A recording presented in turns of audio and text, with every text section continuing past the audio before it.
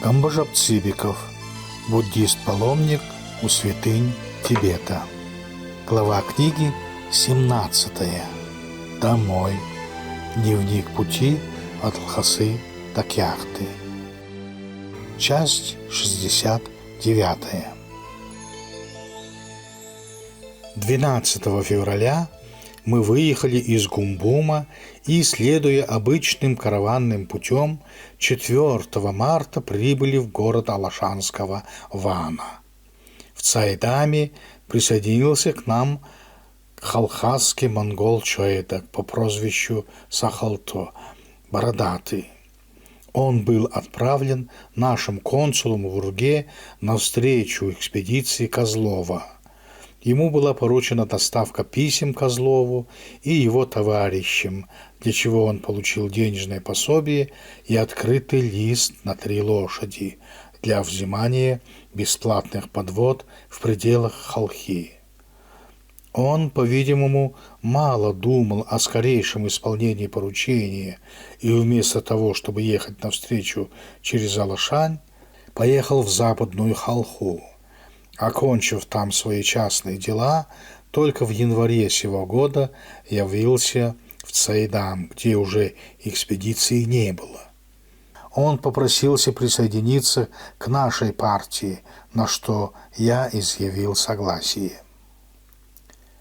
Лишь только мы стали выезжать на край города Алашанского Вана, как встретился с нами некто Санджа Раджамба, который познакомился со мною еще в передний путь. Это типичный вид алашанского дельца, питающегося за счет проходящих через город караванов. Он хорошо владеет китайским, тибетским и родным языком, знает несколько выражений и по-русски. Он побывал в разных местах Амдо и Китая, был также, по его словам, и в нашей белокаменной Москве, в чем, впрочем, можно очень сомневаться, так как на мои расспросы о столице не дал ни одного положительного ответа. Верно только то, что он был в Забайкальской области, а также в Иркутске. Теперь он поселился в своем городе и имеет какую-то незначительную должность при дворе князя. Будучи человеком, можно сказать, малосостоятельным, он имеет недурную обстановку в своей квартире, будучи ломой, содержит какую-то подозрительную красивую женщину, одевается очень чисто и на дню меняет несколько костюмов. Как только узнает от кого-нибудь о приближении каравана торговцев или богомольцев, сейчас же выезжает навстречу на хорошо убранной лошади. Если попадутся старые знакомые, он приветствует их с радостным лицом и уверяет, что, узнав о приближении своих старых знакомых, выехал навстречу в заботе о хорошем устройстве их в родном городе. Если же люди незнакомые, он и тут не теряется, и, расспросив, из каких они мест, говорит, что знает и дружен с такими-то и такими-то лицами из их хушуна. Так как он замечательно помнит всех, то всегда попадается какой-нибудь общий знакомый. Слово за слово он становится человеком как бы давно знакомым и, выезжая в город, спрашивает, есть ли у них знакомые, куда бы они заехали. В случае неимения знакомых он дружески указывает остановиться в такой-то фирме китайских торговцев, восхваляет ее и предлагает свои услуги проводить до нее.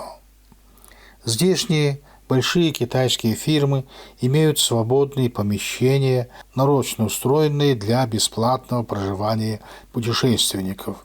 Поэтому Санджаю в данном случае нет никакого труда устроить богомольцев, но он делает вид, что он заботится, едет вперед, вступает в переговоры с приказчиками и у ворот фирмы встречает караван, говоря, что с трудом нашел помещение.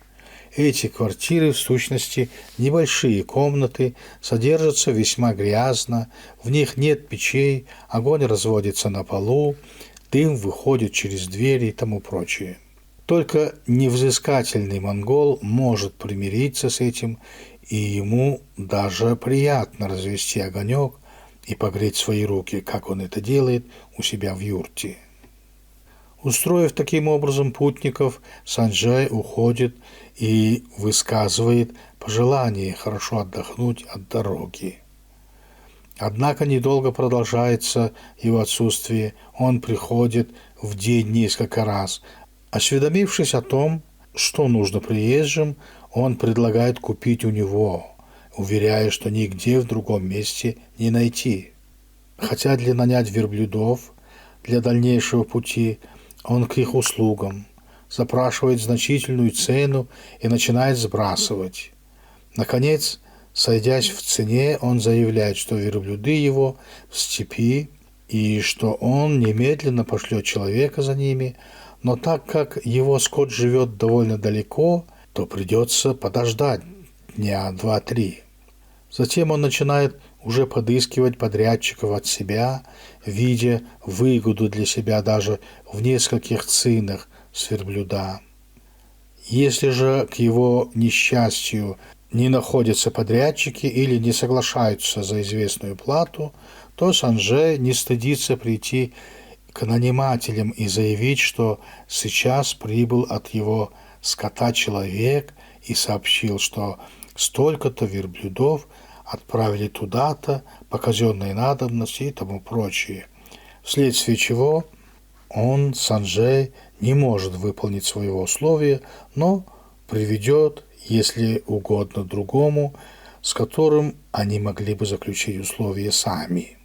После привода нового возчика он исчезает и является, когда вопрос решен, поздравляет с удачным наймом, восхваляет подрядчика, заказывает поклоны своим знакомым и тому прочее. Между всем этим он деятельно ведет торговлю, не брезгая ничем. Покупает положительно все, лишь бы цена была невелика, и во всех случаях он умеет вести дело так, как бы он взялся покровителем и доброжелательным благодетелем путников, желающим принести им только пользу. Я лично, знакомый с характером Санджая, еще по переднему пути не хотел иметь с ним никаких пустых переговоров, о чем заявил ему откровенно. Он нисколько не обиделся. 5 марта. Наняли возчиков до Урги 2 хозяев. Один из них, алашанец, должен был доставить нас в монастырь Ихинцак, находящийся на южном краю Хашуна Халхасского Тушугуна, а оттуда взялся везти до Урги Гыской этого монастыря Лобсан-Дорджи, который случился здесь, приехав для закупки риса, проса и муки для нужд монастыря.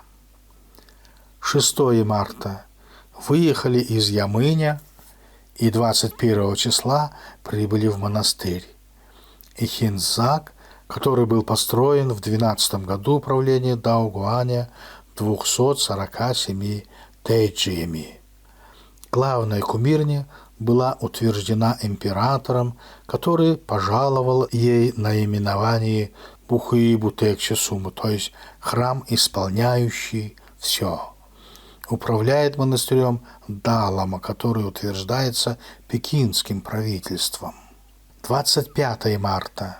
Я решил воспользоваться открытым листом Чойдака, заменив его товарища, которому я предоставил верблюда, предназначенного для меня. Чойдак и его товарищ охотно согласились, и мы, потребовав 3 казенные подводы, поехали вперед.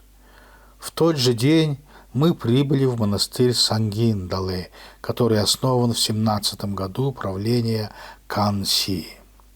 На другой день началась неприятная езда на общественных подводах. Дело в том, что в этих местах нет станций, а приходится ездить от одного домохозяина до другого. Каждый для выгадывания расстояния везет к ближайшему, хотя бы он был в стороне от прямого пути. Эти неприятные ежеминутные перемены подвод окончились по достижении нами 30 марта первой станции Балтастей. Теперь станции отстоят друг от друга верст на 20-25. 31 марта. Прибыли к Ямыню, Тушигуну, находящемуся вблизи горы Дылгерхангэ. Отправившись далее в тот же день, мы пересекли большой Калгана-Улясаатуйский тракт, находящийся на содержании так называемых харчинских станций. Наконец, 4 апреля поздним вечером Чайдак и я прибыли в Ургу и остановились у одного знакомого чайдака, так как за поздним временем я счел неудобным являться в консульство. 5 апреля я явился в консульство, где со стороны русского генерального консула Шишмарева и секретаря консульства Долбежева встретил отеческий радушный прием. Багаж же мой прибыл 14 апреля, и я тотчас принялся приводить его в порядок для отправки в Петербург при содействии консульства. Книги все были уложены в 10 ящиков, которые и были сданы на почту.